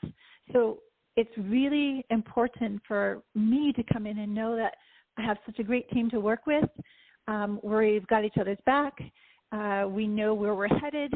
And we also know that if we make a mistake or we have to pivot at one point in time, that we're able to do so without retribution. So right. It makes things a lot more calm. Yeah, because it's challenging enough with what you do. I mean, having to design the clothes and having to get everything ready for because it's not like you're getting it ready for right now. You have to think well ahead. I mean, you're planning, probably sometime last year for the fall of 2024 and spring and so forth. And you're probably already looking into 2025, I'm sure, at this point, if you haven't already done it. I'm not a fashion person as far as, so I don't know all the timelines, but, you always have to be thinking ahead. So you need to be able to have a lot of flexibility in your creativity. And Josh, I want to come back to you because, you're not just, sort of seeing, if you will, and managing the various lines, but you also have to find balance in lifestyle and golf. And, there's always going to be changes. So how is it you're able to, and I guess let me rephrase this a little bit. When you're out walking on the street and you see something in just typical, and I know this is maybe more for Nancy, but when you're seeing clothes and you're seeing different things happening on the street and you're thinking to yourself, you know what, I think we could incorporate something similar to that, or that gives me a good idea. How do you find the balance between on the golf course, as Nancy just pointed out, and a lifestyle brand? How do you find that balance? Because that is really the direction that golf is going, correct? Absolutely. So what I'll find is I'll be, when we're getting ready for new season and sort of brainstorming what we want to do as far as color and print and, styling and all that good stuff. As I'm scrolling through what the designers are doing and walking and shopping the stores, be it like Saks Fifth Ave or Macy's or anywhere in between, things that sort of catch my eye. I may snap a picture of it, may screenshot it, and sort of file it away into a master folder, and then pull everything out, put it all onto a table, and then we start thinking about what do we like, what don't we like, and how can we adapt it and modify it to our need of needing to be performance-oriented, also be really comfortable, and look great all at the same time. So it's a lot of creativity and just trying to figure out, what can be a little bit more cutting edge and how to adapt it into what we want to do. And so far, so good. It's been paying off, which is really nice. You guys definitely have a very attractive product line. You have multiple different things that you've been working on over the years, particularly obviously in the ladies. I think the ladies is obviously in all markets is much more robust than the men's. Unfortunately for us guys out there, and I've seen it when I've gone to the PGA show, and we're going to talk about that in a moment. For the most part, not all of it, but in the men's, it typically goes down the same lines.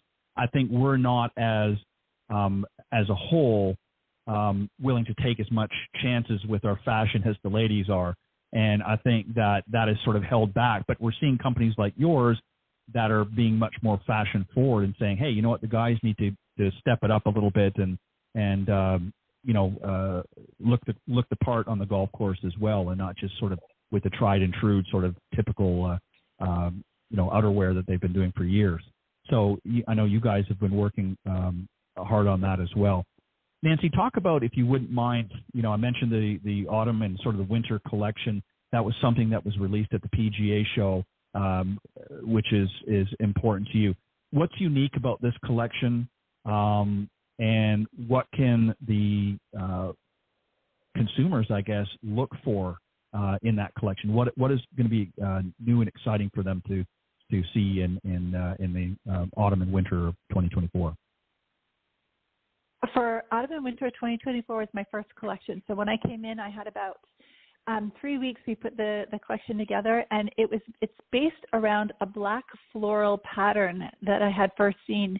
It's a very artistic watercolorish pattern with a black background and these beautiful colors. So it ties in all of our color stories.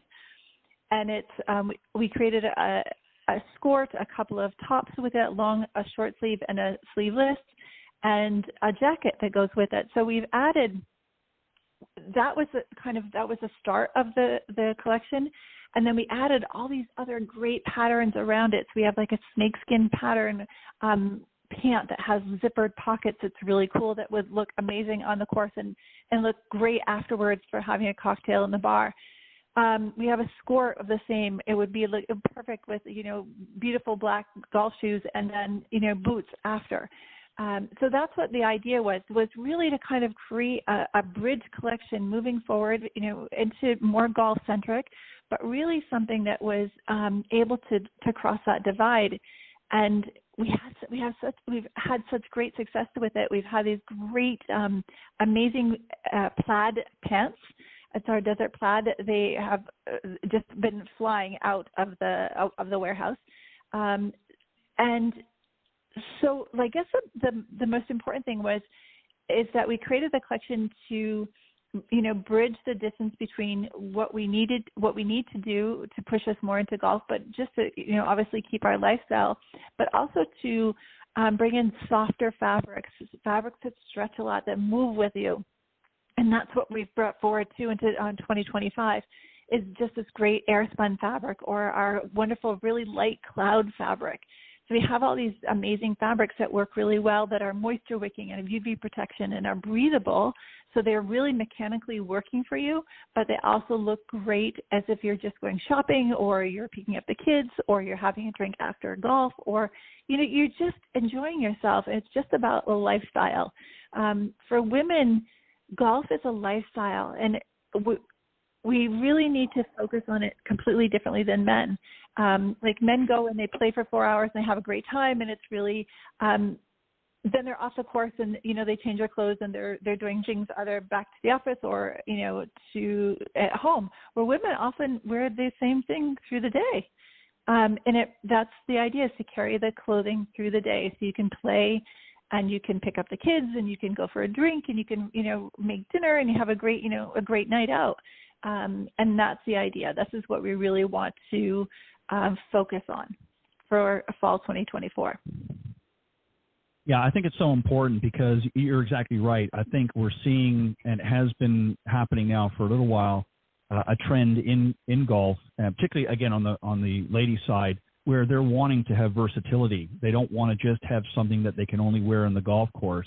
Not that there's anything wrong with that, but they want to have sort of a multi-function line that they can say, okay, I can wear these pants and this top, and maybe if I throw a jacket on, I can go back to work, and it's more business-looking attire and sort of fits multi-purpose. So I think it's important that have that versatility. And you talked about, Nancy, about a lot of new fabrics and things. Is that being driven primarily for comfort, or is there also environmental impacts as well that you're seeing with a lot of different fabrics, where more environmentally friendly fabrics are coming into the lines? Can you touch a little bit on that? Yes, of course. Yes, for one, it's more for comfort. We're doing lighter weight fabrics for comfort and for breathability. We're also doing fabrics that are, when it's multifunctional, you're buying the items to wear together during the day or night, and you're not buying like a piece here, a piece there, not pieces that don't work together. All of our pieces work together and they function together. By adding the UV protection, it keeps you safe from the sun. The breathability that, in the southern states, especially in the summertime, in the late or early fall, it is, mandatory, because you just need it to breathe and to, just be so comfortable. But the most important thing is, as far as environmentally friendly, is just keeping the dye stuffs and dye stuffs in the fabric, like out of the waste overseas in China. Right. And that's one of the most important things. Like I don't believe in throwaway clothes, I guess is what it comes down to. I believe in things that have to be really made well, that you can keep for a while, and that are still going to be in trend, in color, that you can wear for not more than one season. Yeah, and Josh, I think that's important too. Would you not agree that it has to be something that will stand the test of time? I mean, people are always going to update their wardrobes, for whatever season. Each year may add some things, here and there, but they have to be things that will stand the test of time because, I know as for most men, I can't speak for all, but for a lot of men, they might add a golf shirt or two throughout the season. Maybe after a few years, they might update their golf shoes if they're, starting to get holes in them or something. And of course, I'm exaggerating a little bit. But they're not as quick to make a lot of change or at least they haven't been. Maybe things are different. But women obviously always like to look their best and like to have, different pieces added to their wardrobe. Are you seeing trends happening in the golf industry along those lines for both men and women where they're wanting to not just so much being fashion forward, but wanting to update, wanting to I'm trying to think of the word I'm looking for. I guess try to have a more well-rounded line, if you will, I guess is the way to approach this. Yeah, that makes sense. Absolutely. Absolutely. It's been really interesting over the last several years, just seeing the trends in what people are gravitating to, and what our top sellers are, what our top bodies are, what our top colors are within any of the silhouettes. And historically and to this day, our black ankle pant is our number one. So what, after seeing the cycle, everyone needs, like that little black dress, right? Everyone needs a perfect little black, every woman needs a little black dress, not, anyway. And I got you. Go ahead. So it's sort of that same trend where that our fit is so on point, and the fabrics are great, the quality is great, and the product just lasts. So she's coming back for an update on that black pant, and after watching that cycle, thought about how can we reinvent the little black pant. So every season now we're adding a texture to it. So it's another reason for her to come back and get another pair of her beloved little black pants that are a little bit different from the ones she got last year and the year before. Fits the same, look is a little bit different, but she's happy, she loves it. So I think that's been really interesting to see. Just sort of that trend. What has been some of the feedback? I mean, obviously you have a pretty extensive client list who enjoys, as you just pointed out, Josh, coming back every season and maybe even throughout the season multiple times and saying, I really like this, or I really want to add, this on. What's been some of the feedback? And I'd like you to break this up, not demographically as far as men for women, but rather, say your more youthful clients as opposed to some of the older generation. Is there a lot of difference in what they're looking for, or is it pretty much the same? Nancy, I'm going to give you an option to talk a little bit about that. So as you see, the millennials and Gen Z and all that, as they're starting to get involved in the game more and more, what has been some of their feedback, and what are they most interested in seeing as opposed to maybe some of the more mature female and or male golfers that are dealing with swing control? Well, what I believe we found, and Josh, you can jump in on this, what I believe we found is that the younger demographics like the lighter weight fabrics. So they want to wear our cloud fabric or our air spun fabric, things that stretch a little bit more, that are a little bit more athletic looking, a little bit shorter skort as well. And we're looking at shorter skorts for this season for 2025. So that'll be something different. But our little bit older demographic really likes our techno pants, like our traditional pants and our traditional skirts that have a little bit more stretch to them. They're a little bit stiffer. They're a little bit heavier in weight. They keep all the curves really nice. They have their tummy control, which is really important because all of our bottoms have this amazing tummy control, and no matter if you're size 0 or you're size 15, they are the most comfortable pieces that I've ever put on.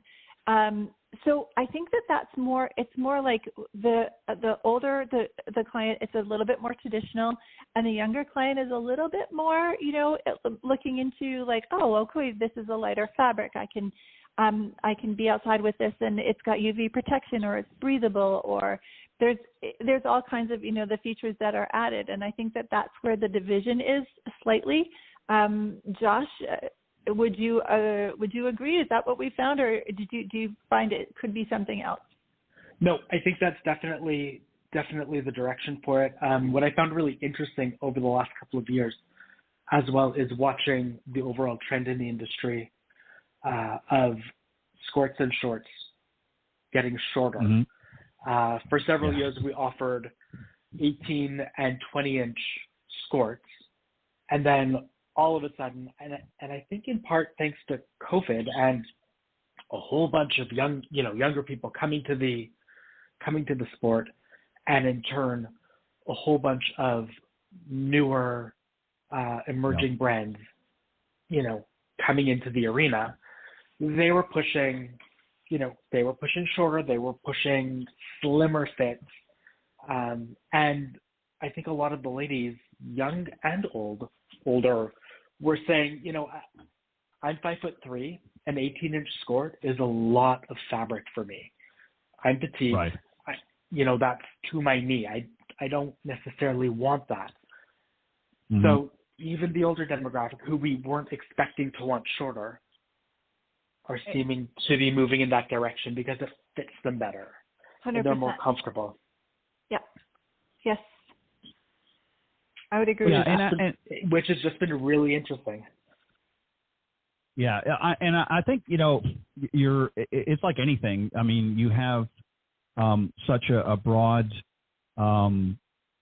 demographic in golf now, especially, unfortunately, COVID, as challenging as it was on a global scale, golf certainly reaped the benefits of it. Golf has really, its doors have been open to a whole group of folks out there that never played this game before, many of them, and came and said, hey, this is something that I could try. So it's really, and again, because, and we see this in a lot of the styles and change, I'm sure you have as well, where it's not just the lengths, but just the fabrics, because they've maybe been involved in other, purchasing other clothes for other reasons, and they like the materials over here, and they're saying, hey, do you guys have this, or can you incorporate in your line? So that's something, Nancy, I would think that you have to be mindful of, right? As more new people come into the game, they're sort of bringing some of their ideas and thoughts into the process that you guys have to be mindful of, in order to keep them interested. Would that be accurate? Absolutely. We have to be mindful of, it's amazing the things that we have to know. It comes down to trends, it comes to color, it comes to what's going on around the world, how we're doing in Asia, how we're doing in Bangladesh, what's happening around the world, that really affects how we look at fabrics and design and development. So everything affects us, and we're a global economy. So the industry changes; it can pivot on a dime. And with COVID, everything pivoted for us. And like you said, it brought in a whole new demographic of players, which has been really fun because the young player, kind of drives the lighter and the more athletic fabrics, so the more fabrics that are have more technical features. And then a slightly older demographic, it really, drives the prints and the colors, and, really, it's a really big mix of conversations that are going on when we're talking about, okay, who are we designing for? What are we looking at? Like I said earlier, I mentioned that we're working on doing teams. So now we're looking at designs and just bodies and colors, and patterns that are really geared for a huge demographic of people. So it's been really interesting to research that and try to put it all together and try to see how it all comes together in the color stories, how it all comes together with all the other pieces. I think 2025 for us is going to be a breakout year. I feel like this is going to be really something we've done a lot of work in the past year to bring it all together. So that's going to be showing in Dallas when we're at the show next month. Mm-hmm. Yeah, that's right, at the PGA headquarters in Frisco, right? Yes. Yeah. Yes. Yeah, that's going to be very We're really interesting, excited for sure. to show that. So let me ask you, and this is really a question that both of you are welcome. I'm going to pitch it to you, Josh, but if you want to bounce it over to Nancy, if you feel that this is something that is more in line for her, that's fine, or we can both comment however you want to do it, but I'm going to give it to you. So just to sort of piggyback on some things that Nancy was just talking about being, a global brand and things like that. Typically in years past, the U.S. being such a big market has always influenced, especially in golf, globally. But I was on I've been on many times, but I was on your website earlier this week in preparation, and I noticed on your fan page you have a number of LPGA players who, really enjoy Carry and speak very, very highly of it. And I'm going to focus on the LPGA for a reason. There is a lot of international players. So, Josh, my question for you is, do you think that trend of influence is coming more to America from an international stage, where you're seeing a lot of the input and a lot of the ideas that you're coming up with having a very high international influence, as opposed to the other way around, where the U.S. is still influencing fashion, globally? I mean, I think it's a little of both, but are you seeing, because of the LPGA and the diversity of so many players of so many different regions of the globe now, are you starting to see a bigger influence in what you guys do coming from international players? Yes, I would say yes, definitely. As far as the fashion industry in general goes, Europe is typically the trendsetter, and then it sort of trickles across the Atlantic to North America, and then sort of settles and finds its North American version here. So what we do is we like to look at what the international stage is doing in that. On the LPGA tour, we like to see what the European fashion capitals are putting forth, and just sort of bring it and figure out how to make it our own. But definitely a lot of international influence. Yeah, and I've seen this too in obviously other. Sorry, go ahead, Nancy, please. I was going to say that's exactly right. One of my first takes when I started researching for a new collection is to look to see what's going on in Europe and Asia, to see what they're doing, to see what new fabrics they're creating, to see if there's any new interesting bodies that they're looking into. Like we're doing a dress for 2025.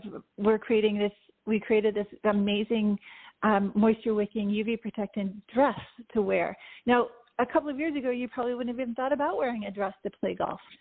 But now It's really something that's become hugely popular all over the world, and we'll start to see a lot more of it as we move forward here and in North America. So 100% everything is really driven by Europe and Asia, and then it trickles into the U.S. and Canada, and we really do our best to try to make sure that it fits in our market. So everything we design is for our market. It's just influenced by Europe and Asia. Right. Yeah, because I know I've seen this particularly in the men's side more so. I've seen a lot of European influence in different brands here in the U.S. and I'm sure the same thing in Canada. So obviously I know that they, that as I'm sure you guys do, pay attention to what's going on in other markets to see, hey, this is something that's really trending over there. It's really taken off. This might be something. And again, you might make modifications or adjustments to be more applicable to, the North American market, but essentially a lot of the thoughts and designs are getting some influence from different markets, whether it be the Asian market or European market. So I'm not surprised to, that you answered that way. I mentioned I'm going to talk about the PGA show. Obviously, as I know you guys have been going as well to showcase a lot of different things. The PGA show, of course, typically, as anybody that knows this, it is an industry-driven show. It's not generally open to the public. I believe this year they did have some public access at one point, but typically it's industry. So tell me a little bit about your experience at the show, obviously besides sore feet and tired and all of the other niceties that go with working a show. I mean, I've done so many trade shows and things over the years. Trust me, I've got corns on the bottom of my feet, joking, of course, from many years of doing that. But it's obviously an important show to go to. When you go there, obviously it's a networking opportunity. You want to get your stuff out to the buyers and that, but it's also an opportunity for you to see what else is going on in the industry. So what do you typically look for when you go there? And what's a win for you at the PGA show? And that's for both of you. So whoever wants to go first, by all means. Josh, go ahead. Okay, I'll follow you up. All right. So I think for PGA, an ultimate win for us is getting to see the customers that we work with over the years and do that face to face, which is so important and so nice to build a real relationship and connection. Hear about their successes with our line and in their shop, and find out what some of the struggles are, and see how we can, what we can do as we're developing product to sort of fill that need and try to make their life easier, which in turn makes our lives easier. So a lot of that, catching up with old friends, meeting new people, meeting the media, and really just introducing the new product that we've been, blood, sweat, and tears for the last 12 months, introducing it and getting that reaction. And there's nothing more satisfying than going to the show, setting everything up, and having your buyers, who are all tough buyers, come by the booth or come by your presentation and stop and say, wow, I really, really love the direction you're taking. That's an incredible piece. That's a great print. I can't wait to see more of this and love what you're doing. That's a win for us. Exactly. Fantastic. Nancy? This is January was my first PGA show with Swing Control.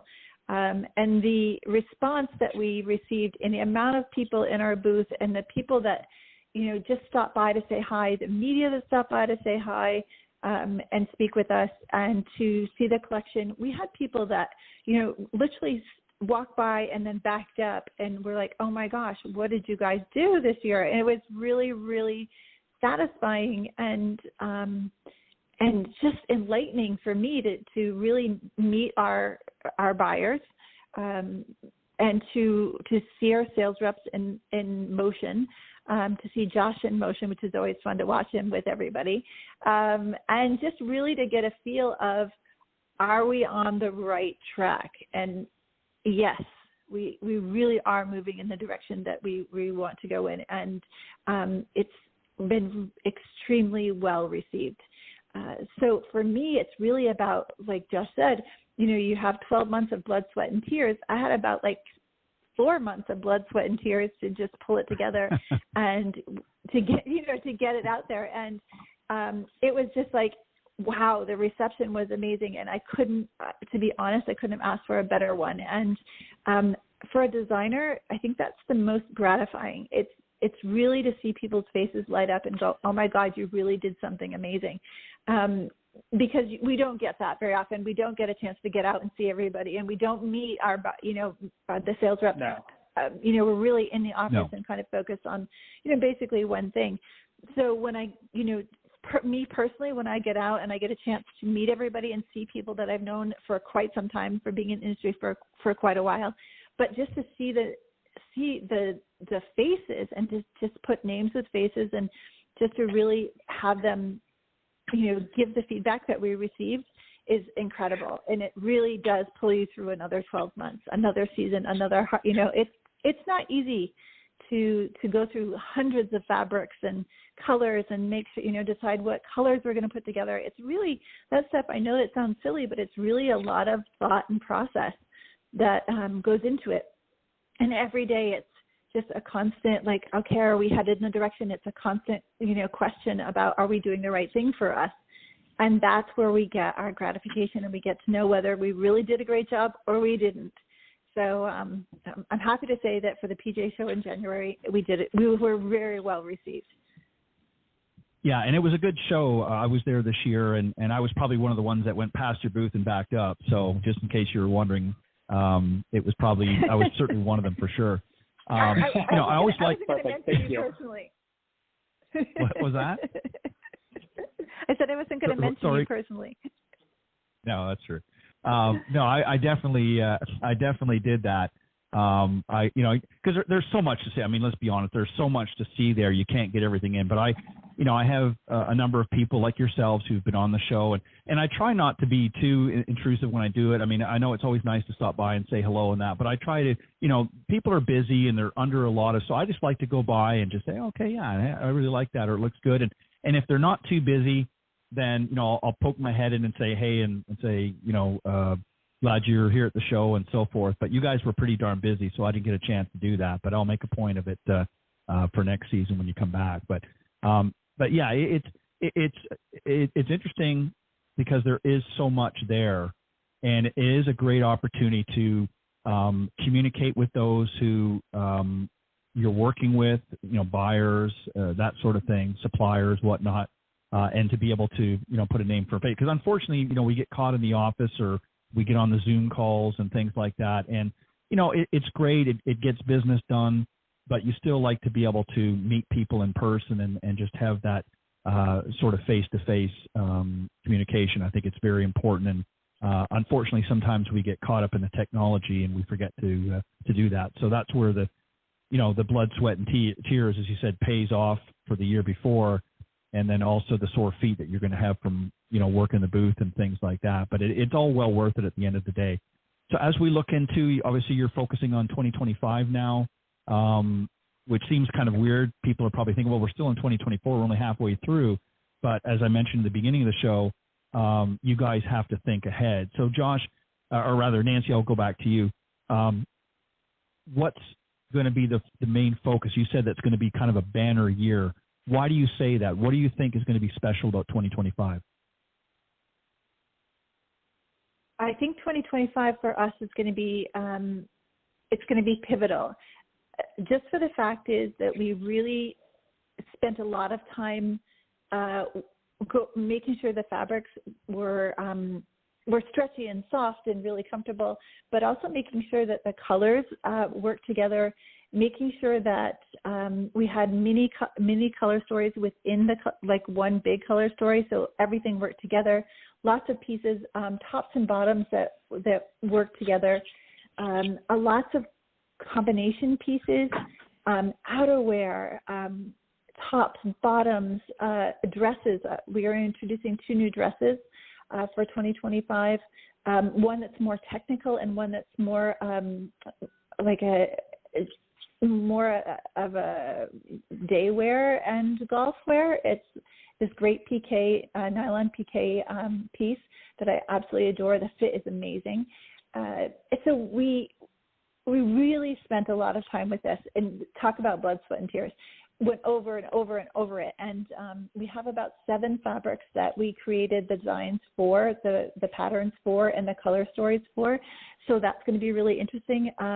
Our first photo shoot was a couple of weeks ago, and the models loved it. Models, as you've probably heard 100 times, they're wearing clothes all day long. They rarely give a comment on what they're wearing. It's not their job. Their job is just to be there and make the clothes look nice. Our models loved it, loved the collection. Everybody who saw it loved the collection. I think that it's the color stories and the fabrics for this year, for the season, for 2025, that are really going to pull it together, and that we really created a team grouping. So each color story has like team groupings. So there's 2 or 3 different color stories within that story that the teams will be able to pull from, because we just felt like that was something that we had been missing, and we really wanted to focus on. So a lot of thought went into it. I'm really excited to show it. I love how it came together. I really think that it's really pretty. It's really feminine, and I think that it crosses all age groups, which is also very, very important. So we'll see in a couple of weeks, but I have a good feeling about it. Very good. Sounds definitely like it's going to be a banner year for Swing Control. Josh, very quickly as we get ready to wrap up, there are a couple more things obviously I'm going to get you guys to do real quick. But, obviously you do have a men's line. Is there plans to expand that from what it is? I mean, obviously you have a number of products and items that are available through the men's line, but is there in the future, either near or down the road, where you're going to expand that as it continues to grow? We would definitely like to. I think right now with the men's, we, in full transparency, I don't think we understand the men's golf world the same way that we do the women's. So it's going to take us taking a few steps back, really trying to figure it out, really trying to figure out how to, understand it and penetrate it, and find a way that that men, being such habitual shoppers, right? Well, that's what I was saying earlier, hey, right? What's yeah, exactly. Like, hey, what's that new brand? Like, and find something that compels them to try it. With the product that we have now, all the men who have tried it absolutely love it. Yeah. But it's a question of how do we get them to try it on? That's what the hard thing is. So it's really just trying to figure out that psychology and all that. I'll give you a free tip. If you approach them through their lady, in other words, their partner, if you get the ladies to approach, say, you'd look really nice in a pair of these or in that shirt, I guarantee it, that guy will be buying from Swing Control. So you have to play. Nancy, am I not right? I mean, yes. Let's be honest. You are. You are. It's true. You are. I buy all of my husband's clothes. Always. It's just so much easier to go that route. Well, you know what he looks good in. You know what he likes, and you know what looks good on him. So why not? So that's the approach I think Swing Control needs for the guys. Because if you leave it up to us, it's going to be in the dust. So you have to approach it from the ladies' perspective and say, you know what, she knows what looks good on him. Let her be an influence. So I think that might be a way to approach that. And I think if you get the ladies more involved in that, I think you'll see the men's line will blossom even more. But so as we get ready to really close, like that. Thank you. Well, listen, I'm telling you, I know I'm a lot older than both of you, so I'm telling you from experience. I'm happy to jump on a Zoom call someday and give you some other pointers as well. Trust me, I think I've got it pegged, but we'll see. But what I wanted to ask you is where can, obviously we're going to give them the website, and I purposely waited till the end of the show because I didn't want people, flocking off of the air. I wanted them to listen to what you had to say here before we give them the website. But where else besides online, or is it only available online? where can they get some of your great products? So we are in a great number of amazing pro shops all across Canada, the U.S., Australia, New Zealand, Germany, Austria, Switzerland, Japan. So we're all over there. Also, some of the majors that we're in, PGA Superstore, Golf Town, are some great online partners. Golf for Her, and also swingcontrol.com. Perfect. Now, just very quickly, just to ask again about some of the different places. Are they able to? Are you set up to have a store locator if somebody wanted to find a location, a pro shop near them? Is there a way that they can access a list of carrying Swing Control at this time? Or can they just simply reach out? Shamefully, no. It definitely reach out. It is something that we're looking at doing and adding to our website as a feature, but presently we don't have it on there. But feel free to reach out to us, and we'll point you in the right direction. Perfect. So for now, let's get them to go to swingcontrol.com. Both the men's and ladies' lines are there. Great products. I know that you guys sent me out the pants last year, and they're great. I love them. They're extremely comfortable, and I'm trying not to wear them too much because I don't want to wear a hole in them, because I'm wearing them too much. So I've got to try to take care of them. No, they're fantastic, and I love them, and very, very light and very fashionable and that. So yeah, so I definitely give a 2 thumbs up for your products for the men's. But I want to thank both of you for coming on again tonight and sharing a little bit more. And I want to wish you guys much continued success with Swing Control. I think you guys have got a great brand. I think definitely very fashion forward, and I think you are really approaching it from the right aspect of not just solely about golf, but it's a lifestyle brand as well, which I think is very important in today's market. So kudos to you and the rest of the team for doing that, and special kudos to the owners of Swing Control for giving you that flexibility and giving you a lot of leeway to be able to do best. So thank you very much for joining me tonight on Golf Talk Live. It's been a pleasure, and I hope you guys will come back again soon. And I look forward to seeing you at the PGA show next January. Thank you, Ted. Absolutely. Thank you so much for having us. Yes, really thank you, Ted. We appreciate it. And have a great time in Frisco. I know you guys will do well. Yeah, you too. All right. Thank you. All right. That was my special guest this evening from Swing Control, Nancy Robitaille, and also Josh Mark. Both great folks there and really very passionate about what they do. And Swing Control is definitely a great product for the men's and ladies. Obviously, the ladies' line is much more robust, but they've got some great men's shorts and pants and tops as well available. And they got some stuff on sale right now, and you can see the new, for the ladies particularly, you can see the new arrivals as well as I said, a very robust women's line. So you definitely want to check those out as well. So go to swingcontrol.com and check it out. And if you want to find out if there's a retailer near your neck of the woods and you want to go and check them out in person, you can certainly contact them through their website, and they'll be more than happy to point you in the right direction. But obviously a global brand and just a great company all the way around. So on that note, I want to thank everybody for tuning in tonight's broadcast. Just one more quick announcement. As I mentioned earlier at the top of the show, there will not be any shows next week, as we'll be on holiday for observance of the July 4th week.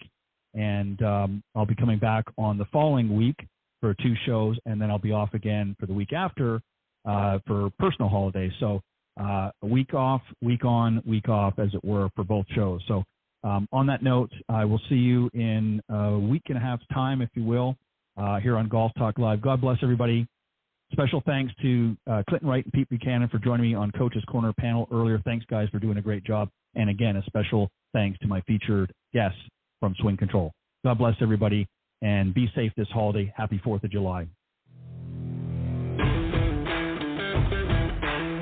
Thanks for joining us. We hope you enjoyed this week's broadcast of Golf Talk Live. We'd like to thank this week's Coach's Corner panel, and a special thank you to tonight's guest. Remember to join Ted every Thursday from 6 to 8 p.m. Central on Golf Talk Live. And be sure to follow Ted on Facebook, Twitter, and Instagram.